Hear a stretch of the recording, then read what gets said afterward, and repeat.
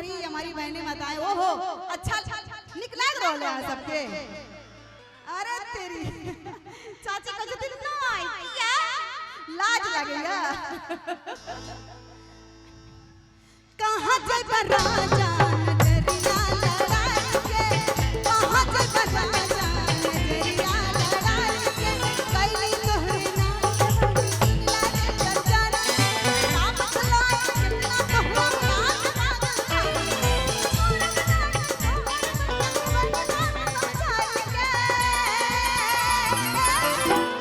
आज जरा दोनों हाथ ऊपर से पीछे से दिखा दीजिएगा। हाँ तो ऐसे हाथ में हाथ रख के बैठे, ऐसा थोड़ी होता है। अभी तो ये बाकी है। ये पियाऊ तू बर भैला बताइए। अरे काहे के छड़ी दिखा रहे हैं? छड़ी नहीं दिखाओ। बहुत दिन के बाद बढ़िया कलाकार से मुलाकात भेले, नहीं तो खाली दू लाइन गावली सिंगर से भेटाई छै कि नहीं। हां गावे छै काम बकवासी करे से ज्यादा, खाली ओछी हरकत करे छै मंच पर छै कि नहीं। हां कहां जब राजा नजरिया लड़ाई के, कहां जब राजा नजरिया लड़ाई के, कहां जब राजा नजरिया लड़ाई के, कहां जब राजा नजरिया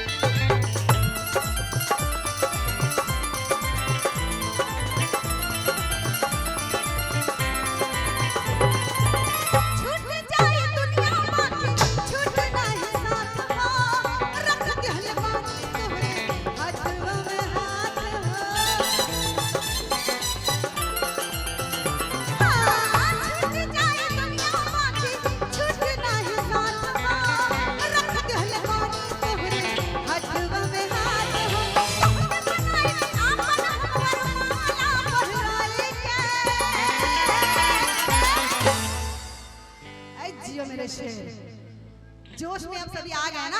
और बताइए आप सभी जोश में आज हिंदू सोनाली चार्ज हो गए।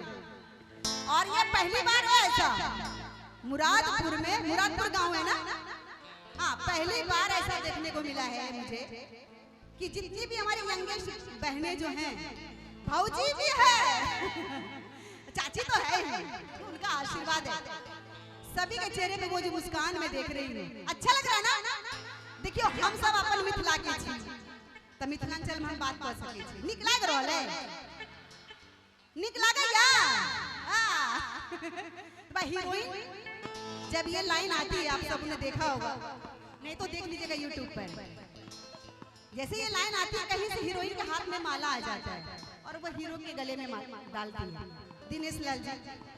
और पहली बार मैंने मोनालिसा के लिए गाया तो चलिए तो हमके बनाई आपन हमवर माला पहिराई के, कहां जब राजा